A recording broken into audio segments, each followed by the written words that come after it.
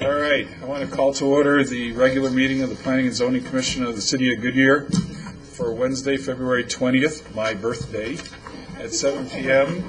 And please stand and join me in the Pledge of Allegiance.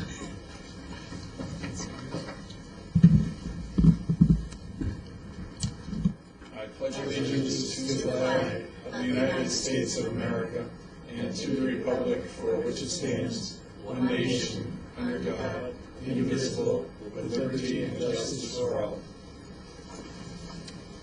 Okay. Would the clerk take notice that all commissioners, active commissioners, are present, and that we have one vacancy, and hopefully that will be filled by our next meeting. Next order of business is the minutes, and can I have a motion to approve the minutes of the Planning Commission meeting held on January 16th? So moved, Mr. Chair. All right, I have a motion from Vice Chair DeBroker and a second from Commissioner Loretano. All those in favor say aye. Aye. All those opposed, the ayes have it. Okay, next order of business is public comments. If anybody, well, if anybody in the audience would like to make a public comment, I'd appreciate it if you'd fill out a little comment card, and you may speak at this point in time if it's not on tonight's agenda. If there's something on tonight's agenda, we will have a public hearing, and we will invite people, the public, to make comments also at that time. Seeing no one wanting to make public comment, next order of business is the disclosure of ex parte communications. Does anybody have anything that they would like to talk about? Ms. Miller? No, I think Commissioner Loretano. I met with, I don't know if it's on the docket, but I'll disclose it now anyway. I met with Mr. Prescott and people from Newland Communities about the commercial issues. Great. Well, good for you. That is excellent. I cut the article out. Speaking of Newland Communities, I saw your name mentioned in the Arizona Republic about 3 weeks ago, and I cut the article out, but I forgot. I'll mail it to your office. Thanks. Okay. All right. Next order of business is the Sonoran Valley Rural Development Policies, and we are going to basically do another hearing on that item, and our staff person who will lead us in the discussion is Katie Wilkin, and this is concerning rural development and rural development standards in the potentials in the Sonoran Valley and other possible areas of Goodyear. Take it away, Katie, please. Thank you, Commissioner Gelzer, members of the Commission. This is our third work session on this topic, and what we would like to do tonight, as you probably saw in the staff report, is we took your comments from our last work session and tried to build those into recommendations to see again if we're headed in the right direction. And I just wanted to make sure everyone's on the same page again, that we're not approving anything tonight. If we're going to make any changes to the code, then we would have to go back through the process of notification, getting public comment, and coming in for public hearings. So you would see this topic again if we do decide to change anything in the future. Also, I wanted to state up front, these are recommendations at this time. There might be a few things that aren't addressed, such as we're still looking into the issue of how to address the timing that several of you had mentioned about possibly sunsetting some of these regulations. And so as we go through these, if there's any particular ones of these issues that you think are of particular importance to look into how we might put some type of timing on them, please feel free to speak up so we know what to look for in that. But we're still looking into that issue. We haven't forgotten it. We just haven't found a great way to do that yet. So what I'll go ahead and do is go ahead and go through each of the issues once again. And again, this is a work session, so if you have any questions along the way, please let me know. So the first issue we had was the legal access. As we had told you before, currently all properties that are developing need to have legal access to the site. That is a problem in some of the developed areas. They have been developed in the county with possibly not legal access going through a property.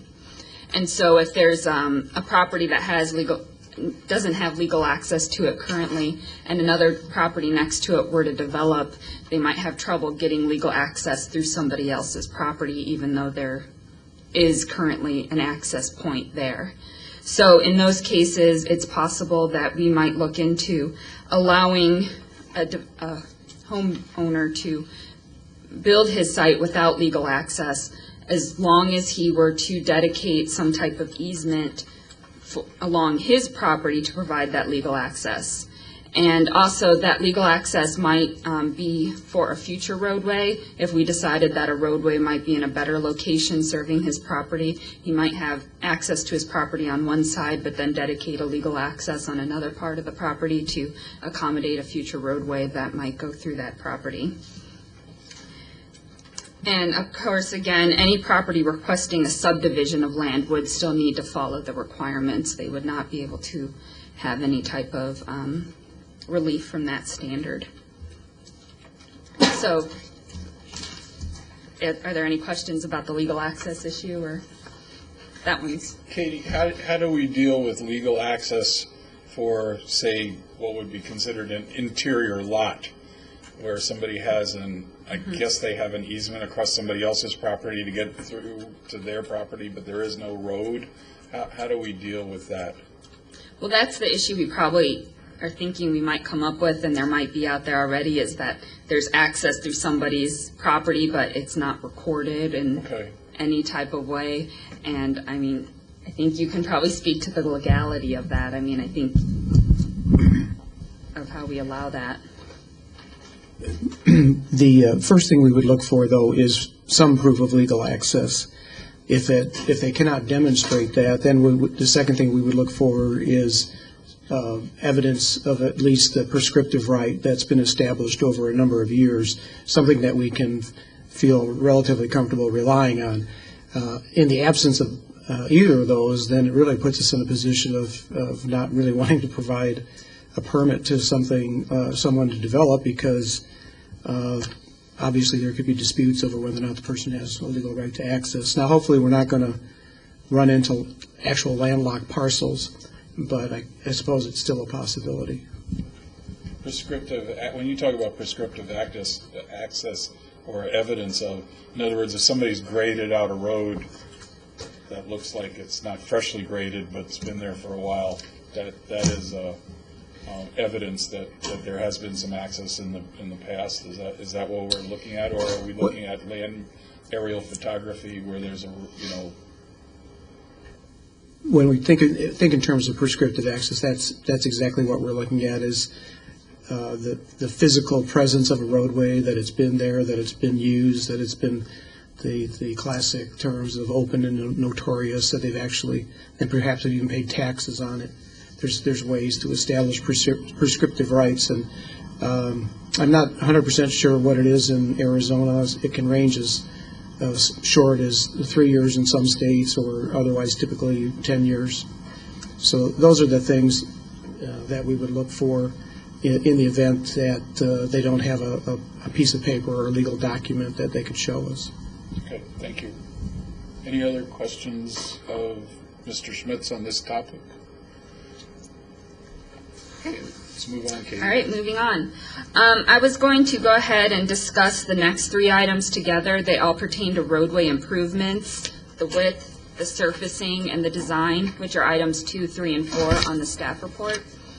The first one, the width, currently the minimum width of a roadway is 20 feet. On the surfacing, currently all roads have to have curb and gutter and pavement. And on the design, all new homes must be accessible with a roadway that meets standards for minimum turning radii and maximum street grade.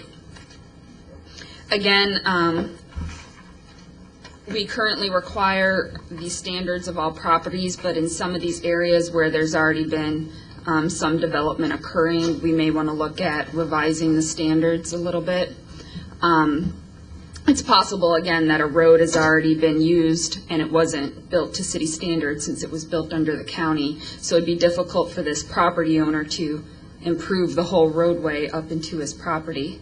So what we would be looking at is requiring 20 feet width in his property, as well as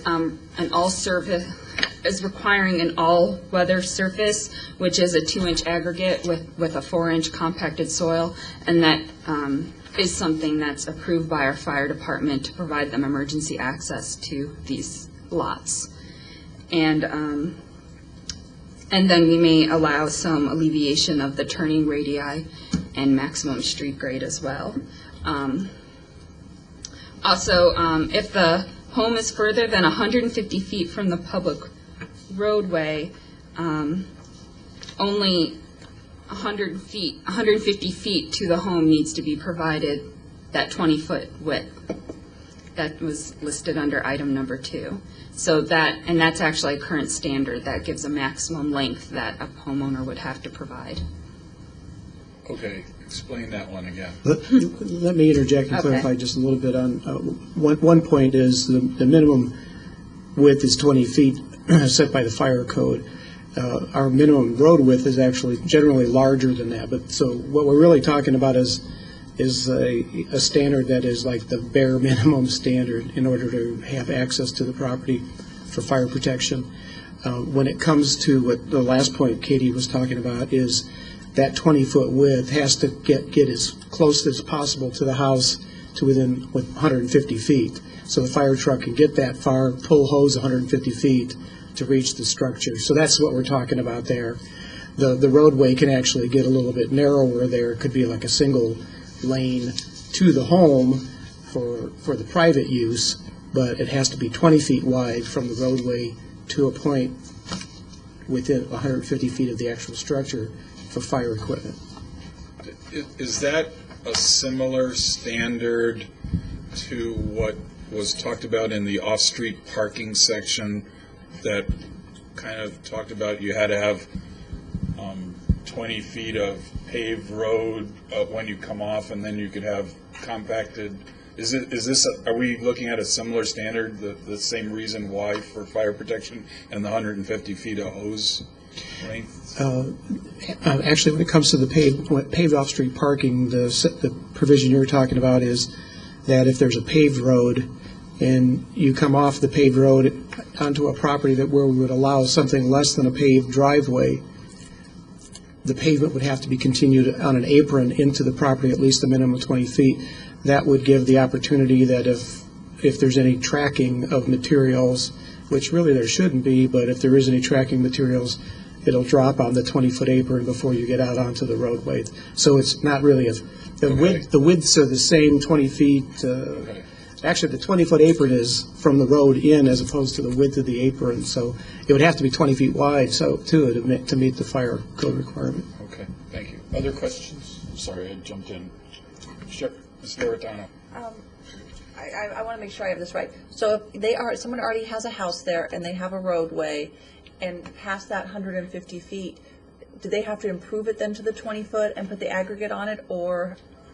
They don't have to improve roadways that are already being used. So if it's already there, it stays as it is?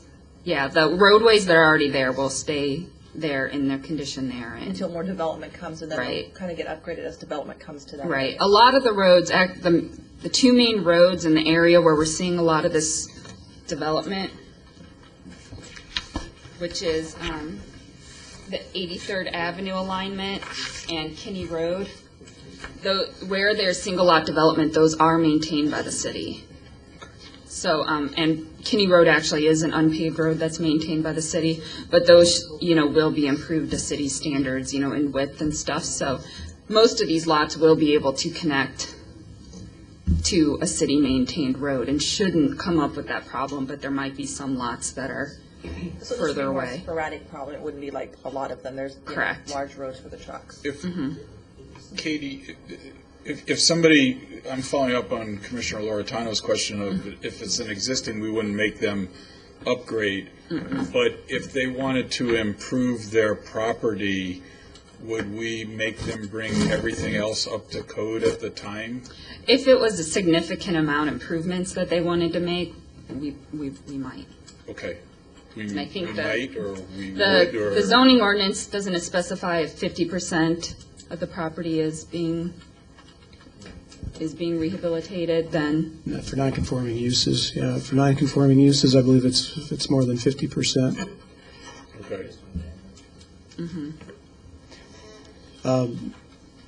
That's something we'll have to be sure we address as to at what point triggers it if it's not already in the code. One other thing we should mention is that there is a Senate bill that was passed last year that requires cities to take certain steps to address dust control.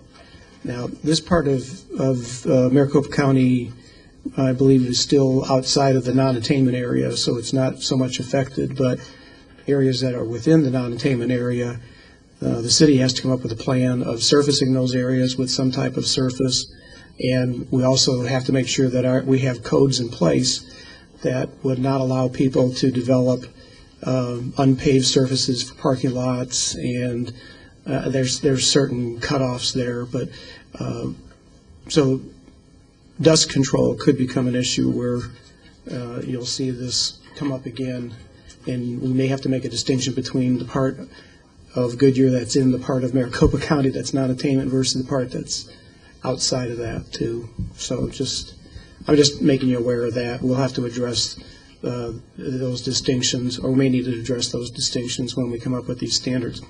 The other point I wanted to make was the basic principle on these three items is that in an area where they physically can't bring it up to at least that minimum standard, we want to encourage them to bring it up as far as they potentially can to comply with that standard. So we're not trying to unduly penalize anybody, but we're also trying to promote safe condition as much as practically as possible. For example, if it's not 20 feet in width, and we can't expect somebody can't go out and get additional width on the roadway from other property owners, at least not easily. They certainly can try, but there's nothing to compel the other lot owners to give them extra width. But in those instances where it may be physically possible to make the roadway wider without moving fences and things like that, then we would certainly encourage the property owner to make as much improvement as possible within reason. Katie, you talked about Kinney Road and I think, what is it, the 83rd Avenue alignment? Are they, do we have roadway easements on them so that when they develop, they will develop to whatever arterial standards or whatever? Or are we going to have to basically confiscate property to build a road? I don't believe we do. I don't believe we have adequate right-of-way for those areas. I don't know what the future plans are. 83rd Avenue alignment is bounded by Montage development on one side, on a good portion. So it's possible to, maybe look to them when they decide to develop for some of that right-of-way. There has not been any talk at all about confiscating property or anything like that. Yeah, I don't know if that's a good word. We don't eminent domain and condemn the property so that we can bring it into the city appropriately. Did I do that right, Harvey? It was just throwing up a little political balloon. I believe at this time, those roads have sufficient capacity to handle the amount of development that's happening down there. When Montage decides to develop that area, that's when they're going to have to look at road capacity again. And I think that, we'll probably be looking to Montage to improve those roadways a bit. And then we'll also have to look at, what the current residents' needs are. On the other side. Yeah. Other questions? Commissioner Williams. Yeah, why don't we require a minimum of 26 feet instead of 20 feet? As I mentioned earlier, our roadway standard is wider than that, but what we're talking about is in those areas where they may not be able to easily get a wider roadway. We're talking about the minimum of 20, which is the minimum that's required under the fire code. It's not, we're attempting to allow a lesser standard, but not allow it everywhere either. As we go through the presentation, I think we'll find that it's very actually very limited areas where there's some of these reduced standards would apply. And our typical roadway standard is much wider than that. Yeah, it's 33 back of curb to back of curb or something like that. Other questions at this point in time? Katie, it's yours again. All right. I was going to make one other comment about the right-of-way width. It's not unusual, I mean, not to have enough right-of-way where we want it. And it's, every time you see a plat that comes through, you'll see where the county may have an existing 66-foot right-of-way, 33 feet on either side of center line, and yet it's going to be a major arterial, so we want 130 feet total. And so during the development process, we work with the developers to obtain the additional right-of-way, and typically they work it against impact fee credits and things like that. But in those instances where the right-of-way doesn't exist and we want development to occur, then obviously you have to be able to obtain that right-of-way somehow, and if not through negotiation, then potentially through eminent domain. But we don't condemn it. That was a joke. Yeah. Eminent domain is the polite word for condemnation. Commissioner Williams, I'm sorry. Just a comment, the reason for my 26 versus 20 is I just think from day one, we need to make everybody understand that we want bicycle lanes on the road, and we need the road wide as we can have it to make sure there is access for bicycle lanes at some point in the future.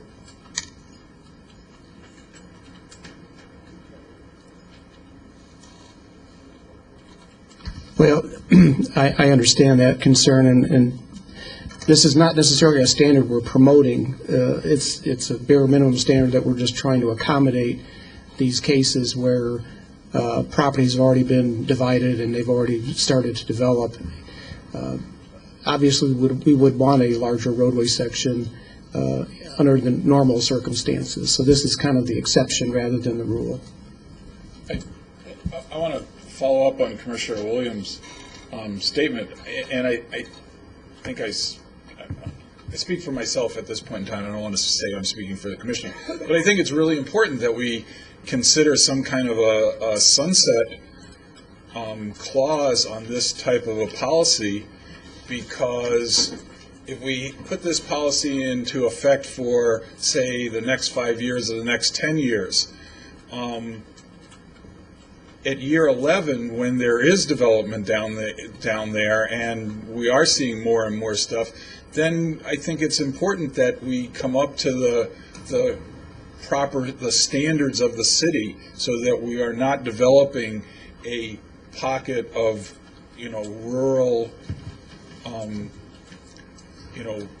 rural areas that just does not conform to what Goodyear is going to look at. So while I think these bare minimum standards are something that we probably need to work with the community as such now, I think down the 15 years from now, when somebody wants to build something on that property, they're going to be building a road that meets the city standard, the true city standards, and not the overlay district. And so that's why I think this sunset or timing phase is very important on this. Yeah, I understand the concern. I'm not asking you to answer that question now. I just want you to take that under advisement and realize that if we set this pattern now, this is not the pattern for the next 50 years. And it can't be the pattern for the next 50 years. No, I recognize that. And I think since we're talking about probably some relatively small areas, 10, 20 years from now, if development occurs around it, the way you would have to basically get a wider roadway would probably be through some type of special assessment district, in which case that would involve acquiring additional right-of-way and building the roadway and assessing the properties for it. I'm not sure that just by changing the rule or sunsetting the rule that you'll get what you're after, unless you actually go through like a special assessment district. And I don't know if you have another point. Yeah, just one other thing. Mr. Chairman. I think it's important to point out, and the staff can correct me if I'm wrong, is that any new development, like if we're creating new subdivisions or we're creating new development, it would have to comply with today's prevailing city standards. What we're talking about here are existing lots that are been created over time and roads that may be serving those existing lots that are vacant that someone wants to develop. That's what we're talking about, as opposed to new subdivision development. I totally understand that. All my concern is if there are a whole bunch of vacant lots down in this area and we put an overlay district together and the lots stay vacant for 8 years and then all of a sudden people want to start developing them because it's economically viable, we have to have a mechanism to bring them up to the Goodyear the current standards and not allow them to just slip back to the, to what was the bare minimum when we first took over. Yeah, improvement districts are typically the vehicle that's done. Okay.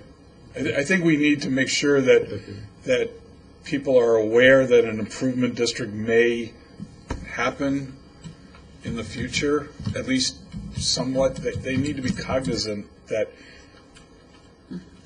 I think for homeowners wanting to build over the next few years, we would have them sign some type of clause that they wouldn't protest being included in an improvement district. Okay. The residents that are already there, obviously they moved in there in the county. We wouldn't have that from them, but at least for the ones moving in from now on, we could ask that of them, that, let them know, hey, in the future, we may be looking to you to be a part of an improvement district. So that part we can definitely do. Can I ask a question? Yes. Katie, so what about the people who are there now, all right, and perhaps they pass on? So it passes on to someone else. If we don't have some mechanism that puts a cap on how long it will be substandard, wouldn't it be substandard forever? The homes that have already been built that, are grandfathered in could possibly be in their current condition forever, unless the city, moves in with some type of an improvement district. That has the potential.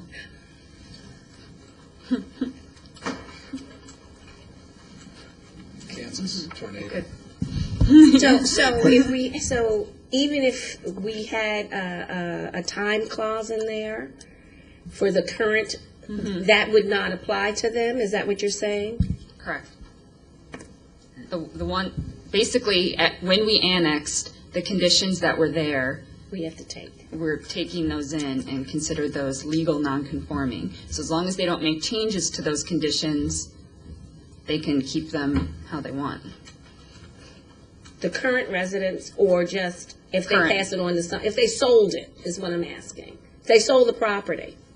That, I don't. Yeah, ownership doesn't matter. It's the use of the property. As long as it's continuous, there is a provision on nonconforming uses that if they're abandoned for a period of time, then they could potentially lose their nonconforming status. But typically, they don't get abandoned. They just pass from one person to another. And let me clarify, too, that we're not promoting the minimum standard. We're talking about a minimum standard that is intended to accommodate what's there. If there's more room, then obviously we would want something greater than the minimum. But there may not always be enough room to even get the minimum, and that's what we're trying to shoot for, a certain bare minimum. Because the alternative is, you could have a lot that has 3 or 4 lots around it that already have structures on them, and then the fifth guy comes through and says, I want to build, and we say, no, that road doesn't meet standard, you can't build on your property. And I didn't think that's what I was hearing from the commission, unless I didn't hear right, in which case, we certainly can reevaluate.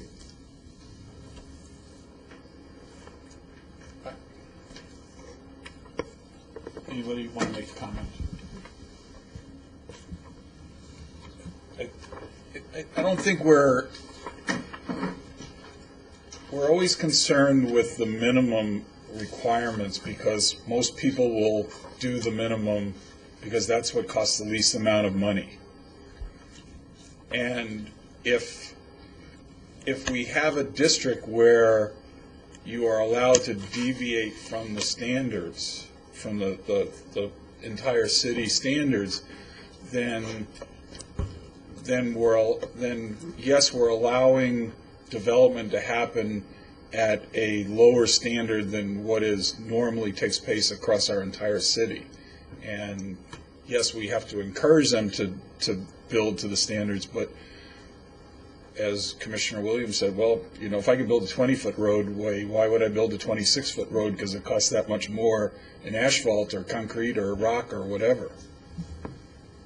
No, and I understand that point, and I think that's something we could look at. I was coming at it from the approach that I was concerned that we'd have situations where there was less than 20 feet, so we want to at least get 20 feet. You're coming from the standard, or from the standpoint, I think, that if there's more room, we should have them develop at least 26. And I understand that now, and I think that's something that we can look at as we refine these further. Okay. Okay, Katie. any more questions on the roadway improvements category? Okay.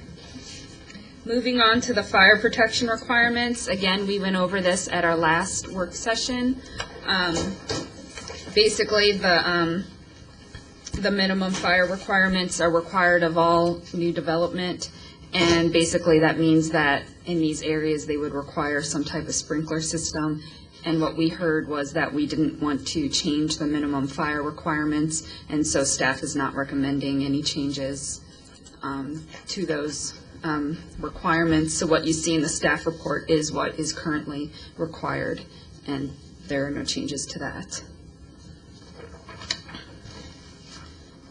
So were there any other questions about the fire requirements? No changes? Okay, the same with the solid waste collection.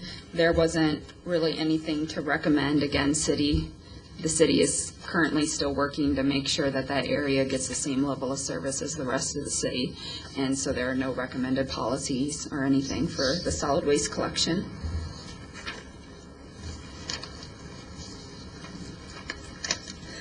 All right, then on to water and wastewater.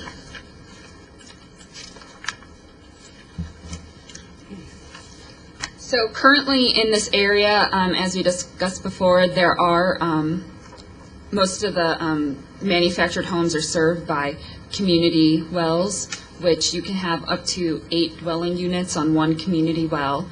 And so what we're seeing is existing wells, and people want to tie into those wells, which they are allowed to do as long as they don't exceed 8 dwelling units. It is possible for them to possibly drill a private well, and under the county, they also could have possibly had water storage tanks where they had a water delivery service come and fill their storage tank, and that's where they got the water.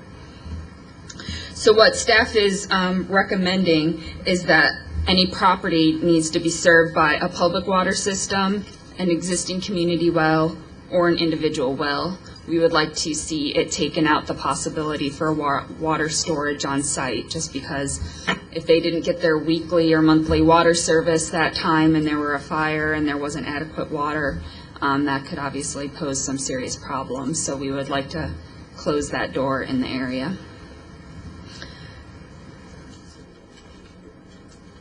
Also, along with this, we recommend that any new well would be placed in the front of the home or in a location that would make it easier to tie into a future public water system if that was possible. So if they put it in the front of the home, the water lines would be going out to the front, so when a water line came down the street, they'd be able to tie into it much easier in the future. Onto the wastewater, a property must be served by a public sanitary sewer system or an on-site septic system. And septic systems are allowed on 1 acre lots or larger.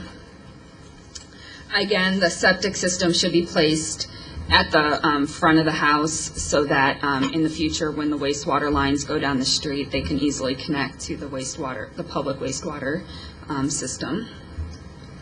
We also had another comment in there which staff is considering revising about what is allowed when a subdivision comes in.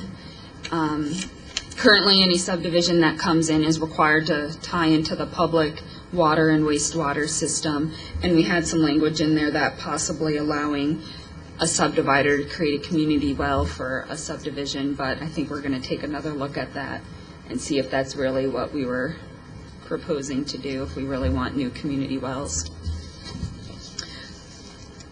Also, what we would do is if there is any new private wells drilled, we would like the owner to write something to the city saying that they would not object to any future wells the city might drill. Basically, if any private well owners, when a new well in that vicinity is drilled, then they can object to that new well when they apply to ADWR for their well permit. And so when an individual homeowner applies to drill a well, the city of Goodyear can object to that if they choose, but then it works the other way. The private homeowner could object to the city of Goodyear drilling a new well. That doesn't necessarily, the property owner would object and ADWR can choose what to do with that objection if they want to follow up on that or ignore it if they want to. So we would be looking for something from the property owners if they did drill a new well saying they would not object to our new wells.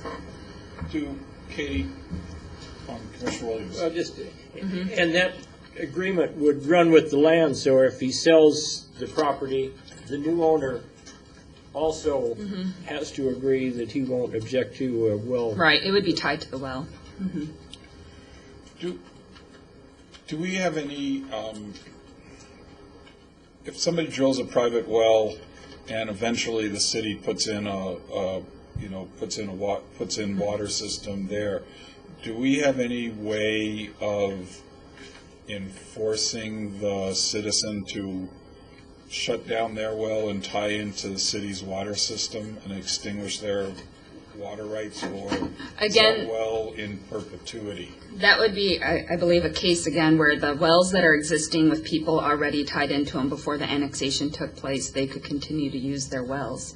However, these new homeowners that may be coming in, when they would get their building permit, that's when we would be creating some type of agreement that when the water system came into a reasonable distance, it's set in the septic system as 600 feet when wastewater gets within 600 feet, so possibly water, when it became within 600 feet of the home, they would have to abandon their well and then tie into the public water system.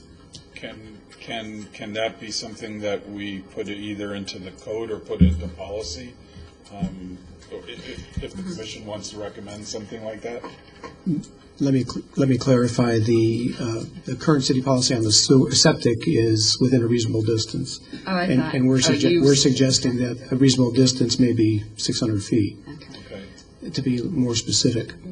There currently is not a provision in the code regarding water. So that is something we're suggesting that might be appropriate to add. And particularly if somebody drills a new well in the city, that we would have that provision in the code that says, yeah, you can do it, but in the event the public system comes by your door, you'll have to hook on within on the septic side, it's within a year. And so we were suggesting we want to do something similar on the water side.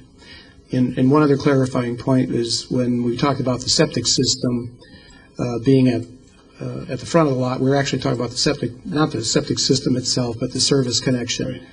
So that the pipe coming out of the house is at the front of the house. It can run around the side and go to the back and put the septic field in the back, which is where they're normally located, not necessarily have them in the front yard. So, but it's important to have the service line out there so that when the sewer line, which typically comes down the street, then the service connection's at the front of the lot, and so people don't have to run it all the way around their house to the front. And it'll force them to think a little bit about grades and things to make it all work. Can I get a sense of the commission to Mr. Schmitz about the water system and where does the commission feel strongly that the water system should also be tied in like the sewer, the septic system, once it gets in within 600 feet? Is that I'm seeing a lot of yeses. Sean? Yep. Sense of the commission is that that's a very good idea, and we want to make sure that that's part of the process as people develop land down there, that they understand that this is their requirement in the future. I should also point out that this would require a change in the code for Chapter 14, which deals with water service in the city. And, unless we specify otherwise, it would probably apply, we'd probably pursue it for the entire city, because if it makes sense, actually, on this point, if it makes sense in one area, it probably makes sense throughout the entire community, rather than just to an overlay area. Who are those people who didn't want to annex that this would get them very upset? God. I'm sorry, Katie, move along. I have a question. Oh, I'm sorry. I have a Commissioner well Laura water, Toronto. I have a well water question. When the people are either adding on, tying into an existing well, or they're digging a new well, is it through ADWR that they show that there's a sufficient water supply, or do they have to show that to the city of Goodyear, or how does that work? Well, they apply through the ADWR, and they get their assured water supply through ADWR. I mean, fire protection will look at it at the individual homes to make sure there's adequate water flow for fire protection. But, So yeah, the city doesn't. The only way the city's brought into the well is, like I said, since we have water assurance in the area, then we get the opportunity to object to that new well if we so choose. And during also when they're coming to the city for building permits, we would look at those well agreements. And you'd look at like the pressure, the PSI, to see if it's enough for fire, or, I mean, does that have anything to do with it? Yeah, that we would just be looking at it for fire requirements. Okay. And Well, the well itself generally doesn't meet the fire requirements. It has to be a total system where you pump it into a tank, and then the tank holds a certain amount of water that then is deployed through a sprinkler system. So, But even if you have a well, you still need the tank. right. yeah, but it's a smaller supply tank for a sprinkler system than if you were trying to feed a hydrant. Okay. Feeding a hydrant is not real practical on an individual basis. Okay. I did want to also point out that that last recommendation that Katie talked about, where we kind of had some second thoughts. Initially, I had considered including in a code change that in instances where public water wouldn't be readily available, that perhaps they could try to supply it with a community well, and in retrospect and in further discussions, that may actually cause or be open to abuses, and so I'm not sure that's a path we want to go down. So we would recommend actually that after the first sentence in that recommendation that we strike the rest of that paragraph and just require them to, as we did with the other ones, new subdivisions would have to comply with current code requirements. Okay. Katie, Okay, are we on manufactured homes now? we are. One of my favorites. Okay, so again, manufactured homes are currently not permitted in the AG or AU zoning districts. So what the city would be looking for, from what we heard at our last session, is to possibly create an overlay district in those areas where there are already existing manufactured homes, to allow manufactured homes in those areas. And just quickly, here's our zoning map. So the light green areas are our AU district, and the darker green areas are the agricultural district.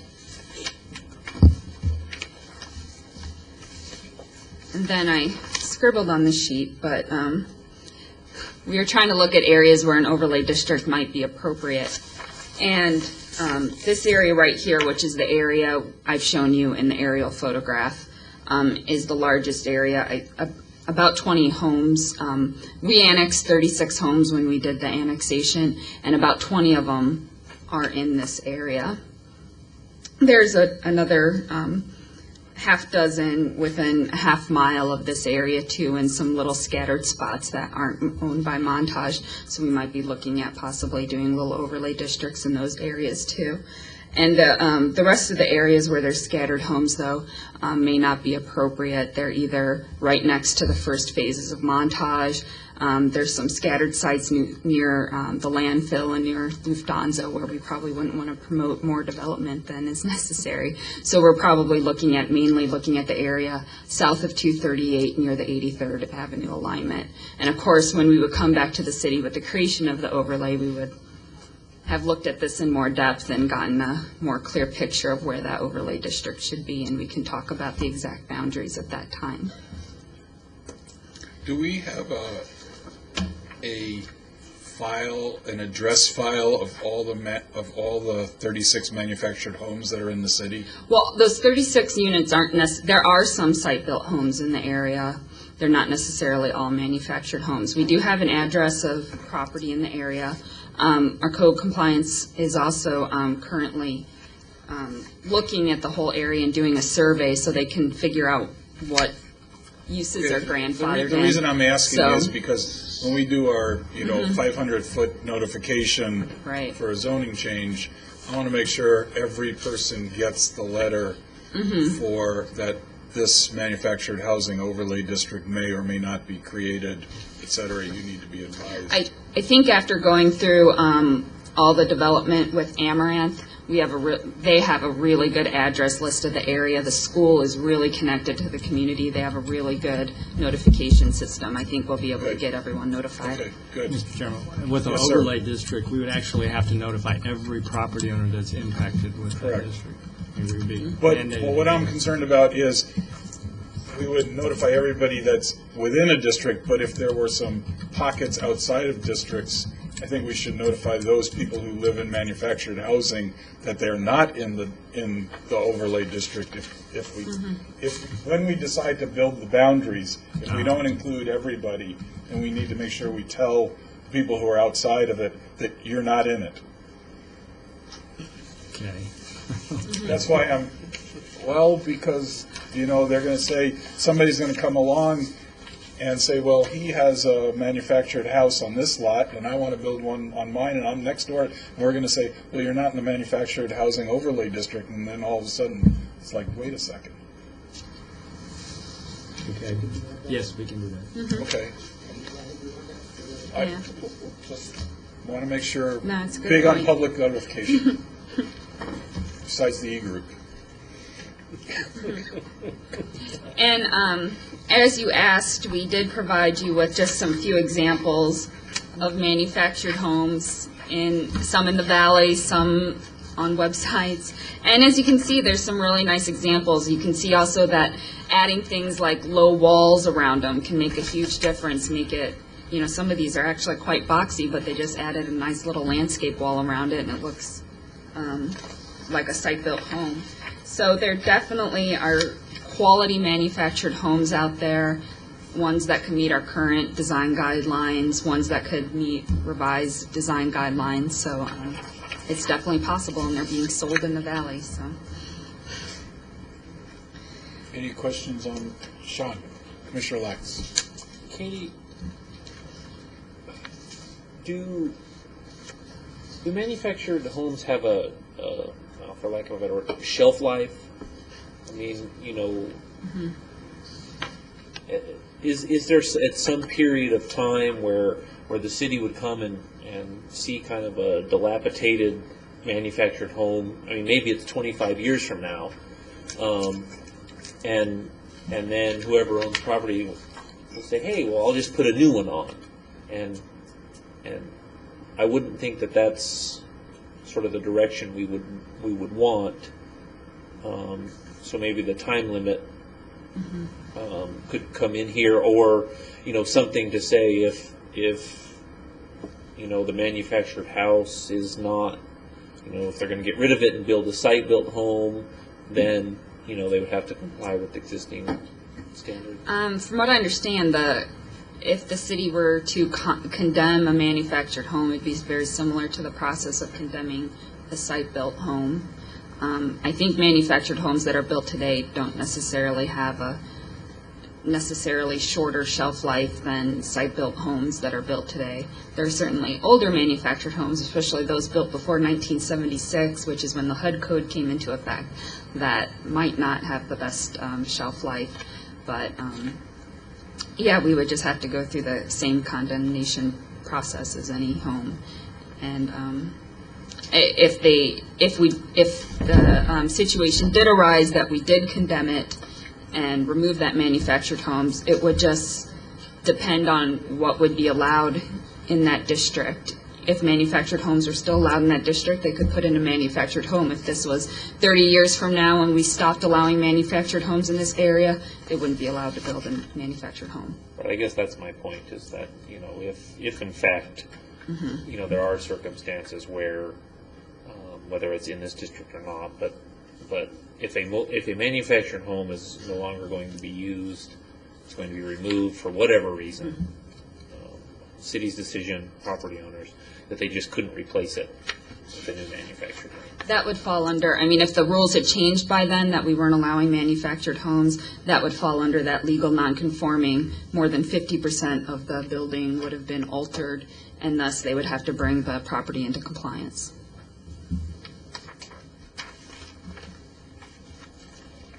And again, if somebody wanted to build a subdivision and put it all in manufactured homes, they would have to rezone the property to the manufactured home subdivision zoning district. So that would come before commission and council for approval. So again, a subdivision wouldn't be allowed to have manufactured homes. This is only for individual lot development in the AU and AG districts in this area.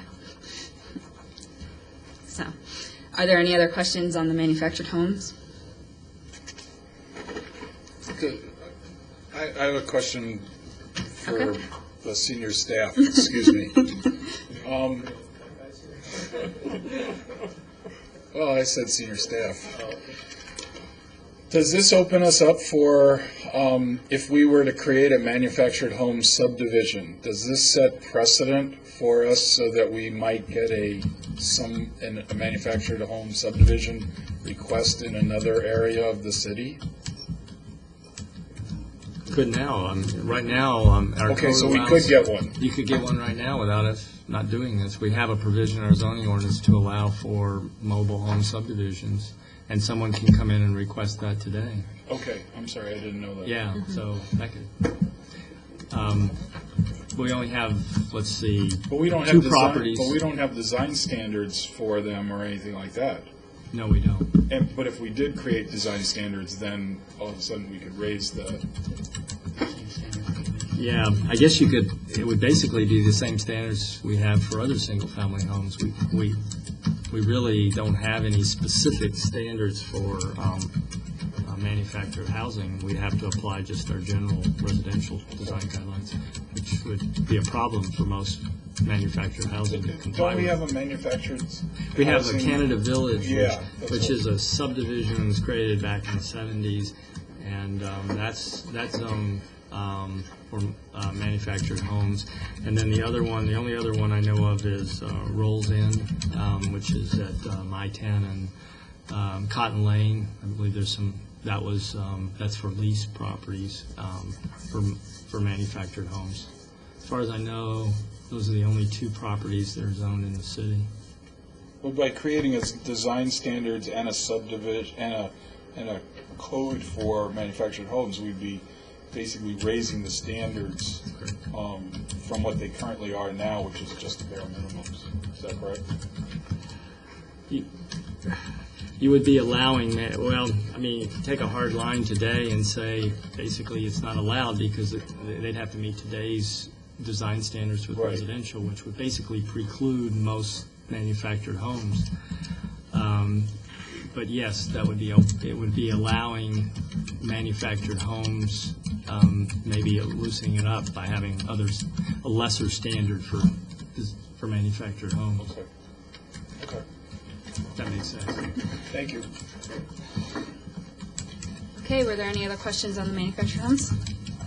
All right, then we will move on to design guidelines. And again, this is really just tied to the manufactured homes that we could possibly create an overlay district for within the design guidelines and create amended design guidelines specific to manufactured homes that address some of the issues that are unique to manufactured homes. And again, not trying to lower our bar, but just make it more usable for the manufactured homes. Raise the manufactured home bar. That's Right. what we're trying to do. Yes, raise the manufactured home bar. So, and again, a property that would be doing a subdivision would have to fall under the city's design guidelines for site-built homes, or we could do it under a revised design guideline. We could really go either way, depending on how commission felt when we came back with that overlay district. So are there any questions on the design guidelines? All right, I'll move on to off-street parking requirements. Right now, all homes have to have 2 enclosed parking spaces on a paved surface and a paved driveway, which basically means all homes have to have a garage and are not allowed to have any type of carport. Again, this kind of goes along with the manufactured home issue that most manufactured homes don't come ready-made with some type of garage structure.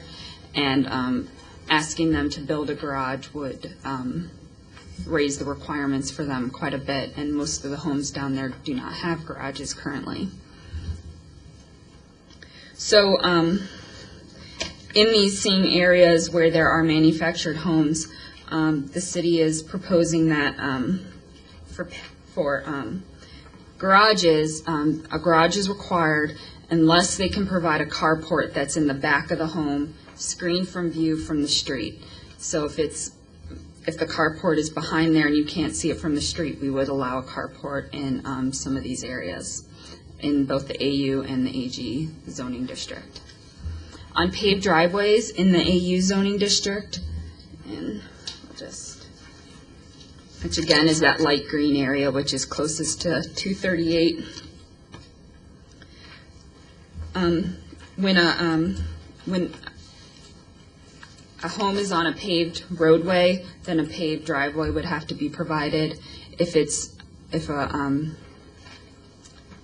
If a lot is on a all-weather surface, the 2-inch aggregate on the 4-inch compacted soil, then an all-weather surface could be provided for the driveway rather than a paved driveway.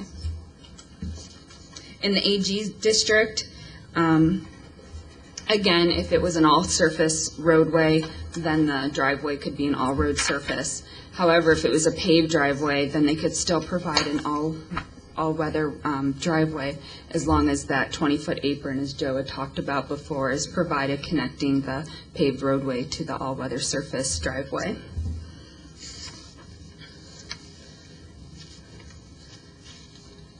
And just to mention too, I guess we would also consider allowing a side entry carport. Some of the manufactured homes do have an option of, on the side of it, having a carport, so from the front of it, it looks like it's an enclosed structure, but then when you move to the one side, you can see it's actually a carport, and in some cases, we may allow that if it is properly screened from street view. And so that is the off-street parking requirements. Are there any questions or comments on those?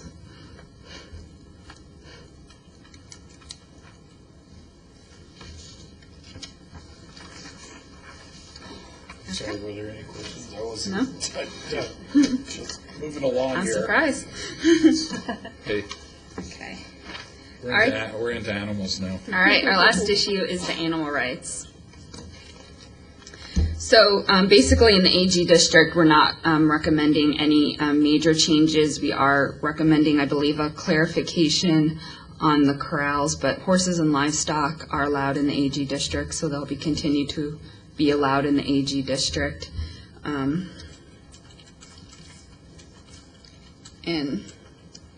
That actually, it was with the second one. So there's no changes for the AG district.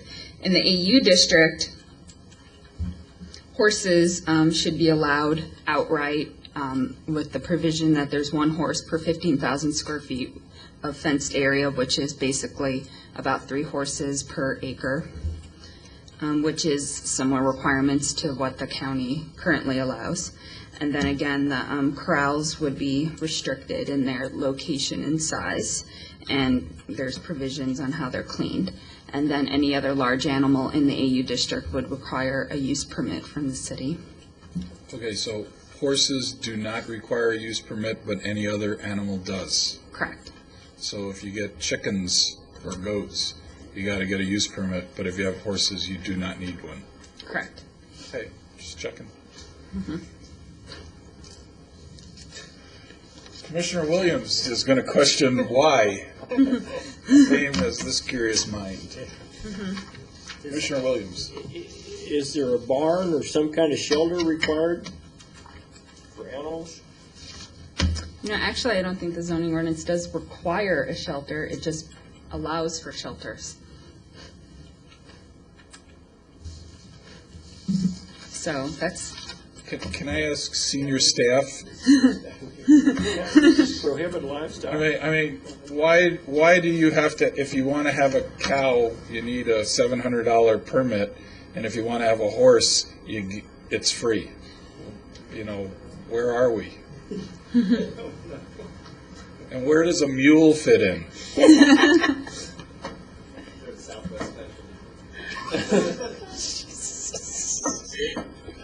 Well, I think the principle behind it is that this agricultural urban district is an acre minimum. And so and it is a district, I think it says in the zoning ordinance, it's a district that allows horses. the AU district isn't clear, so we would like to go in there and clean up the language so it's specifically. Well, I guess the point is it's not a pure agricultural district. It's agricultural urban. So it's kind of the ranchette or farmette, if you will, but which typically people will have horses, but maybe less typically they'll have other types of livestock. And I think that there tends to be potentially greater problems with other types of livestock in terms of odor control, things of that nature. So that's why there's typically a distinction between livestock and between horses. Do you think we should know where all the livestock is so that everybody would be required to get a special use permit and we have a reduced fee for our horses because that's typical and this is the West? Or do you want to just horses are free and nobody knows, and cows and mules and chickens cost money?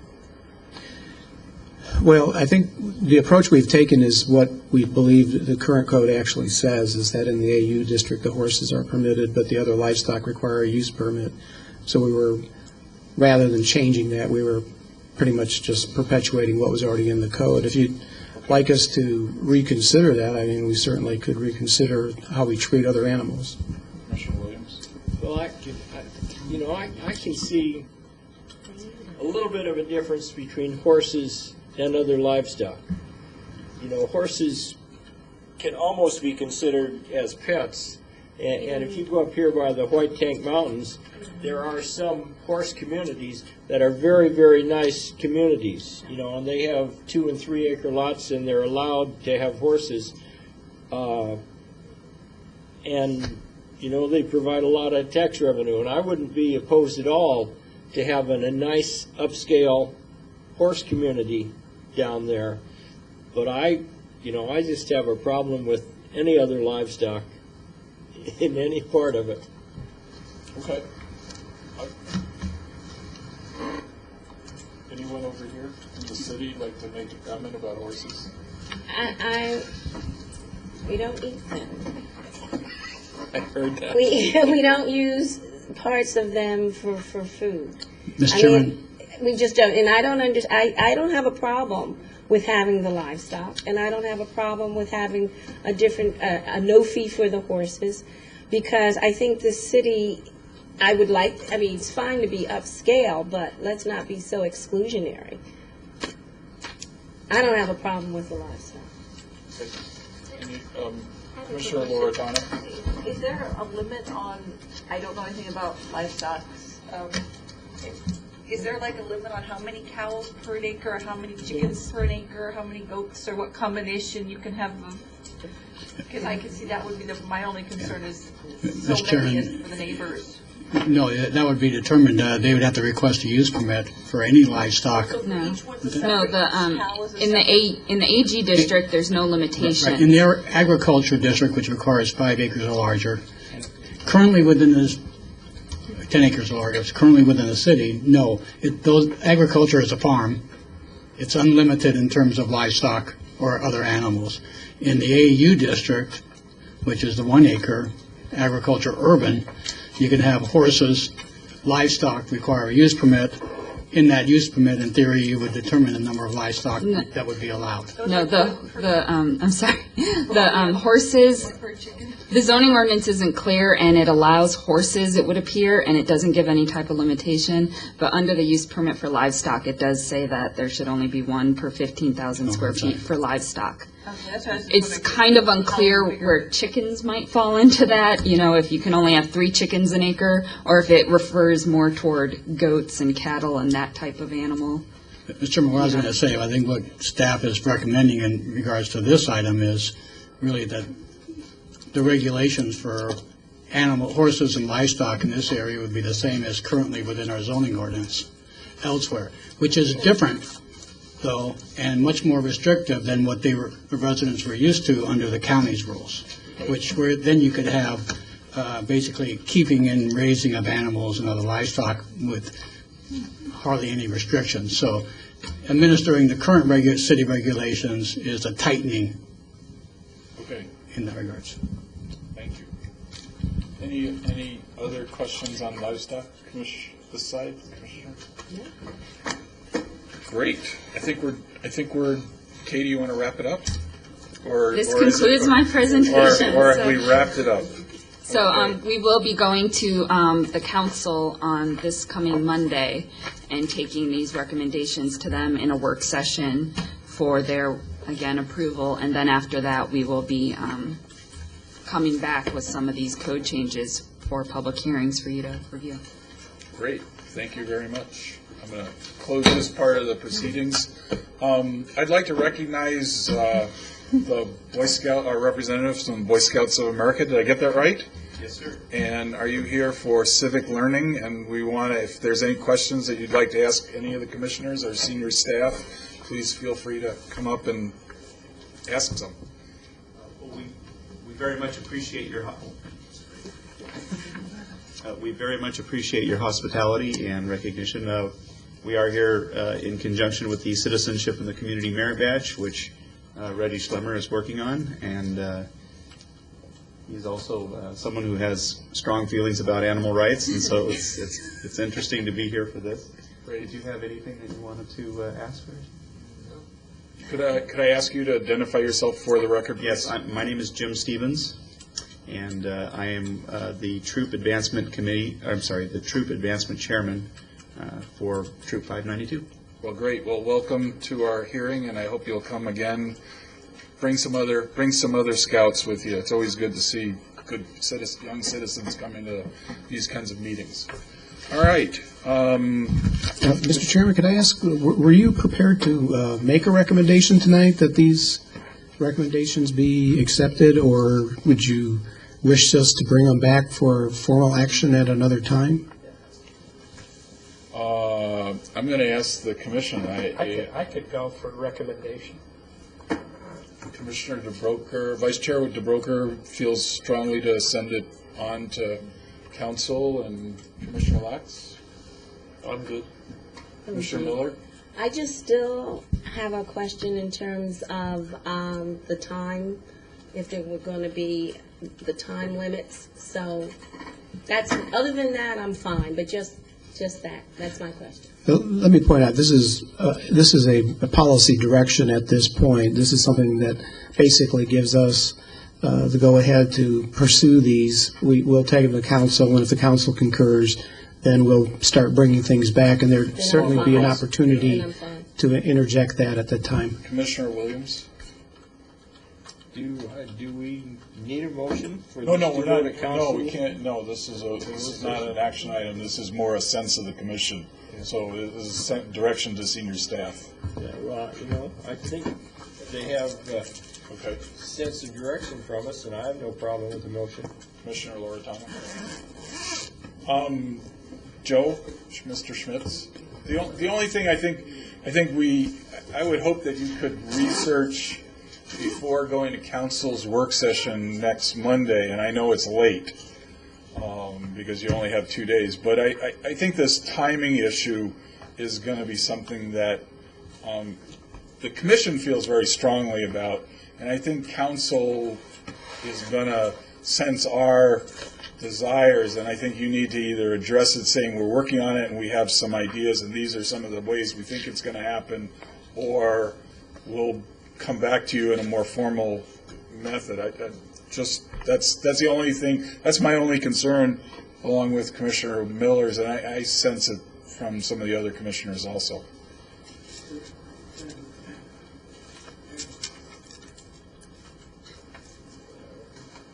I understand that, and I recognize that the council work session is only a couple days away, but we're going to talk about it in a work session, and then it's not scheduled for action by the council. We would reschedule it for a formal action to take action on giving us that direction. So we actually have a little more time with that, but we can certainly try to incorporate that into the recommendations or try to figure out a way to do that. And we did set it up that you could actually act on it tonight. We have it on the agenda as a recommendation for potential action if you see fit. Correct me if I'm wrong. I thought it was going to go to council as a work session, and then you would incorporate their suggestions, and then it would come back to us for a public hearing. So we don't have to act on it now. Is that correct? Well, that part is true. This is a recommendation regarding policy direction. Okay. It's not, you're not formally acting on Got it. the changes. Can I have a motion to recommend this policy be implemented for senior staff for further direction? I will move as set forth. I have a motion for an affirmation of this recommendation from Commissioner Loretano, and I'm looking for a second. I have a second from Commissioner Lax. Yes, sir? Is that with the one change the staff had recommended on the one recommendation? Yes, with those changes and working a timing mechanism Okay, into this. understood. All in favor, say aye. Aye. All opposed, the ayes have it, 6-0. Thank you very much. Okay, staff communications, Mr. Planning, Community Development Director. Mr. Chairman, members of the commission, we did receive, I think in the cover letter you noticed that we did receive a letter of resignation from Gabriel Bay, who moved to out of town, the city of Phoenix. He enjoyed being on the commission. He said he intends to move back someday. However, we did recommend Luke Schlosser, I'll already tell him his nice German name, on the commission, and his appointment's up on February 25th, Monday, so he will be here for our March meeting. He currently serves on the Board of Adjustment. He served on the one of the village planning committees in Phoenix and Levine for many years. He was chairman of that committee for many years, so he has a lot of experience in this kind of environment. And he lives in Vanderbilt Farms, and I believe he's a realtor or broker by trade. So he's also from the West Valley. He's lived here his whole life, I think. So I'm pleased about that. I think Joe might have an announcement too. Yes, Mr. Chairman, Commission members, I had distributed a flyer to you at the beginning of the meeting regarding this Arizona AZ1 session that's coming up. And it's called AZ1, a reality check for Central Arizona. It's sponsored by the Urban Land Institute. And it's going to occur on May the 16th. It's a Friday. The morning of the event will be taken up with an exercise looking at how the region will accommodate growth in the future and where the growth should go, and where the employment centers should go, and how those should be connected through transportation routes, It's an interactive exercise, and then in the afternoon, there'll be a luncheon, and then a presentation with some keynote speakers, and then presentation of the results. The way it's set up is it can be made up of people from all walks of life. It doesn't necessarily have to be government officials, but we're bringing it to you since you're obviously involved and interested in planning and growth issues. You can nominate yourself, or you can nominate someone else. And they had indicated their experience that when they did it in Tampa Bay, they had over 1,000 nominations, and they're going to limit participation to 300. But if you don't get selected to be one of the participants, you can still sign up for the luncheon and attend the afternoon session and hear about the results. And so I know that one or more of our staff will plan to go at least to the afternoon session. But it's an opportunity to participate in essentially what's a brainstorming session about how the future should develop in the Valley. And so I'd encourage each and every one who is interested to submit a nomination form and try to attend.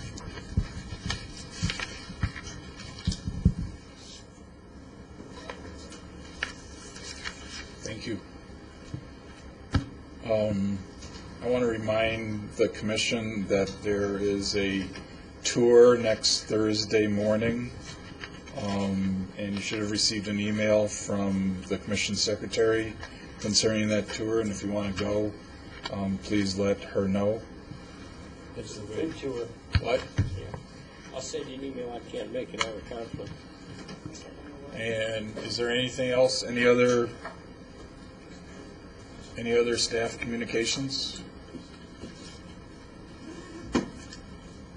Harvey, am I missing something? No, I believe that's it. Oh, okay. I mean, is there something that you guys want to talk to us about?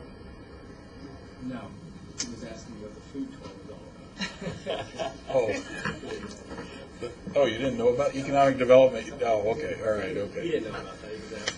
Ah. Okay. We're going to restaurants. So we're going No. Motion to adjourn? So moved.